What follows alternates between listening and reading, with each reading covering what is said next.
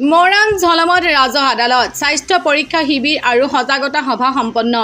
মৰাণ আৰক্ষী থানা পৰ্যায়ৰ নাগৰিক সমিতি উদ্যোগত আৰু মৰাণ চক্ৰ বিষয়াৰ কাৰ্যালয়ৰ সহযোগত ঝলম প্ৰাথমিক বিদ্যালয়ত আজি দিনজোৰা কাৰ্যসূচীৰ ৰাজহ আদালত সজাগতা সভা আৰু স্বাস্থ্য পৰীক্ষা শিবিৰ অনুষ্ঠিত হয়।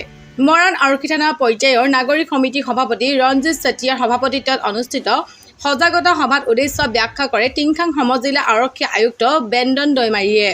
সভাত মুখ্য বক্তাৰূপে বক্তব্য আগবঢ়াই মৰাণ ৰাজচক্ৰ বিষয়া অংকন জ্যোতি ফুকনে প্ৰশাসন আৰক্ষী আৰু নাগৰিকসকলৰ মাজত ব্যৱধান নাইকিয়া কৰি কেনেদৰে সমাজখন সুন্দৰকৈ আগবঢ়াই নিব পাৰি সেই বিষয়ে চক্ৰ বিষয়াগৰাকীয়ে উল্লেখ কৰে। আজি সভাত পথালিবাম গাঁও পঞ্চায়তৰ সভানেত্ৰী প্ৰমীলা ঘাটুৱাৰ, ধেমেচি গাঁও পঞ্চায়তৰ সভানেত্ৰী চিনু চাংমাই বৰগোহাঁইকে ধৰি ভালেসংখ্যক গণমান্য ব্যক্তি উপস্থিত থাকে। ইফালে স্বাস্থ্য পৰীক্ষা শিবিৰত ভালেসংখ্যক লোক অংশগ্ৰহণ কৰে আৰু মৰাণ ৰাজ্যিক চিকিৎসালয়ৰ চিকিৎসকৰ দলে চিকিৎসা সেৱা আগবঢ়ায়। থানা লেভেল নাগৰিক কমিটি আৰু আমাৰ ৰাজহ চক্ৰ কাৰ্যালয় আৰু আমাৰ মৰাণ আৰক্ষী থানাৰ অন্তৰ্গত আমি এটা সজাগতা সভা এটা আমি অনুষ্ঠিত কৰিছিলোঁ। এই সজাগতা সভাৰ লগত আমি এটা ৰাজহ আদালতো আমি ইয়াতে অনুষ্ঠিত কৰিছোঁ। লগতে আমাৰ যি স্বাস্থ্য বিভাগৰ এটা স্বাস্থ্য শিবিৰ এটাও কৰিছোঁ। যদিও পোনপ্ৰথমবাৰৰ কাৰণে কৰা হৈছে, আমি ৰাইজৰসকলৰ পৰা বহুত সঁহাৰি পাইছোঁ।